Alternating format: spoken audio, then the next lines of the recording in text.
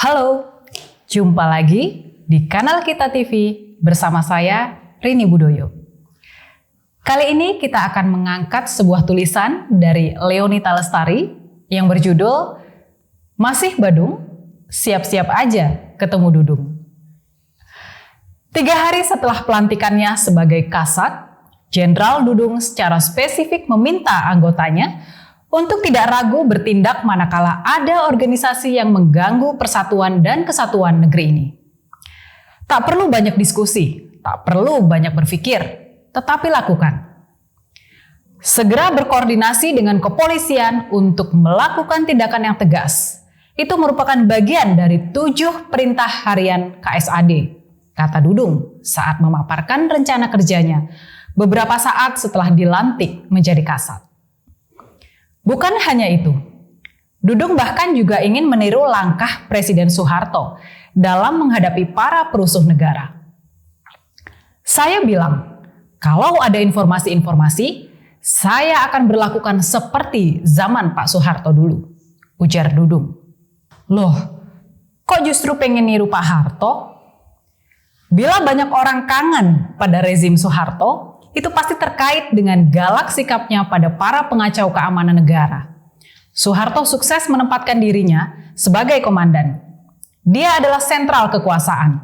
Segala perintah langsung keluar dari mulutnya, dan aparat negara bergerak sesuai dengan apa yang keluar dari ucapannya. Hal baik yang terjadi adalah stabilitas keamanan negara selama 30 tahun. Hal kurang baik yang muncul sebagai ekses, aparat hingga rakyat tiba-tiba terbiasa selalu menunggu perintah. Dan maka, kalimat menurut petunjuk Bapak Presiden adalah kalimat paling sering kita dengar pada saat itu. Sebaliknya, ketika banyak orang gregetan dengan pemerintahan Jokowi, seringkali itu terkait dengan kurang tegasnya sikap Presiden pada banyak kasus intoleransi di negara ini.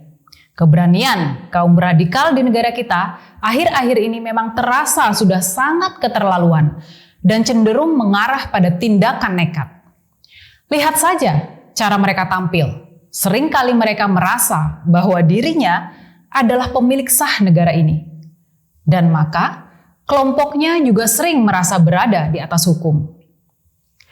Keseharian kita dalam bermasyarakat yang selalu diwarnai dengan banyak kasus intoleransi, dan namun seringkali negara juga seolah tak berani hadir pada kasus-kasus seperti itu. Apakah karena Jokowi tak memiliki sikap setegas Soeharto? Apakah itu karena Jokowi yang tidak tegas seperti Soeharto? Atau justru bahasanya yang tak dapat diterjemahkan oleh aparat di bawahnya? Itu layak untuk diuji. Pengangkatan Mayor Jenderal Dudung Abdurrahman dalam promosi jabatan Panglima Komando Cadangan Strategis Angkatan Darat atau Pangkostrat adalah buah prestasinya ketika dia menjabat sebagai Pangdam Jaya.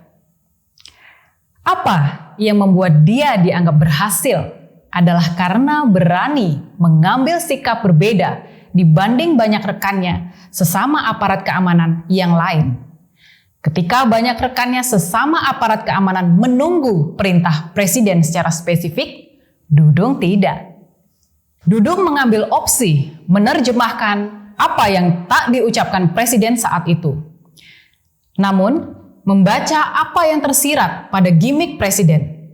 Dalam gimiknya, Presiden berbicara, dan itu butuh kapasitas mumpuni sekaligus kepekaan bagi mereka sebagai bawahannya. Ada risiko besar saat itu bila Dudung salah membaca. Dia bisa langsung tamat dan berhenti hanya pada jabatan Pangdam saja, sebagai karir militernya. Dia dianggap melawan arus, dan pada budaya birokrasi kita, itu bukan hal baik. Faktanya, Dudung justru sukses mendapat promosi bintang 3 di saat 2 Kapolda yang berada pada posisi dan situasi yang sama justru dimutasi. Dan lebih dari 5 Kapolres diganti. Kebiasaan banyak pihak yang terdidik menunggu perintah secara eksplisit atau dibuka dengan sindiran seperti zaman Soeharto bukan tipe yang Jokowi inginkan. Jokowi menuntut mereka yang bekerja sebagai bawahannya harus mampu menjalankan tupoksinya tanpa selalu harus ada perintah langsung darinya, maupun harus dengan sindiran seolah itu adalah bias dari keinginan pribadinya. Itu tentang tupoksi mereka sebagai aparatur negara. Dan itu bukti bahwa Jokowi tak kalah tegas dibanding Soeharto dengan cara dan bahasa yang berbeda. Dengan cara dan adab kedewasaan. Bukan hanya jabatan Pangkostrat diraih Dudung, kini dia adalah orang nomor 1 di Angkatan Darat. Dan bintang 4 di pundak itu diraih hanya dalam waktu 6 bulan sejak dia menjabat Pangkostrat. Dengan Panglima TNI dijabat oleh Jenderal Andika Perkasa yang berasal dari Angkatan Darat, di mana itu adalah sebuah kekuatan terbesar sekaligus ujung tombak kekuatan TNI dalam banyak perannya, dan Kasat dijabat oleh Jenderal Dudung Abdurrahman yang sangat jelas sikap dan posisinya. Adakah para radikal itu masih akan dapat merasa bahwa mereka bisa berbuat sesuka hati? Sepertinya tidak.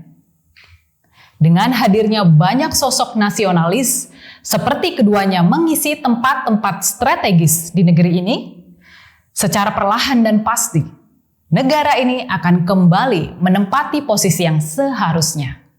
Negara ini akan sedang menuju takdir besarnya menjadi salah satu dari 4 negara terbesar di dunia dalam PDB pada 10 atau 15 tahun nanti. Dan itu hanya dapat diraih bila kita bersatu dalam satu bingkai Pancasila tanpa ada tawar-menawar lagi. Siapapun ngeyel, gebukan ala Soeharto siap mereka dapatkan. Dan Dudung sebagai Kasat sudah berikrar dengan tegas. Itu bukan ancaman, itu adalah janji yang akan dia tepati seperti dia pernah menepati janjinya pada Rizik berikut FPI-nya. Siapapun turut serta dalam usaha persatuan ini bukan akan berujung menjadi seperti rezim Soeharto yang berakhir dengan kaya raya sendirian dan rakyatnya tetap miskin. Syarat negara dengan PDB terbesar di dunia adalah tentang kita makmur bersama. Dan itu harus tersebar secara merata pada setiap kepala, bukan hanya pada elit tertentu. Dan itu akan tetap dimulai meskipun harus dengan sikap tegas ala Soeharto. Namun berdasar hukum yang berlaku pada mereka yang sengaja ingin mengacaukannya. Berdemokrasi bebas ala pemerintahan Jokowi dengan stabilitas keamanan seperti zaman Orde Baru adalah 2 hal yang memang akan sulit untuk dipertemukan. Itu menuntut peran serta semua pihak. Bukan hanya rakyat, tapi entitas eksekutif, yudikatif, dan legislatif yang tidak boleh merasa lebih tinggi antara satu dibanding yang lainnya. Dan itu menuntut hadirnya hukum yang berlaku secara setara pada siapapun. Pada ekstrim kanan yang selama ini selalu merasa berada di atas hukum, Kasat baru Jenderal Dudung terlihat sedang ingin memulainya. Pencegahan gerakan radikal itu akan terus dilakukan oleh dirinya. Oh iya, saya akan perintahkan seluruh prajurit peka terhadap perkembangan situasi menyangkut ekstrim kiri dan kanan, katanya. Itu terutama berlaku pada pihak atau kelompok-kelompok yang ingin mencoba melakukan tindakan radikalisme. Saya bilang, kalau ada informasi-informasi, saya akan berlakukan seperti zaman Pak Soeharto dulu.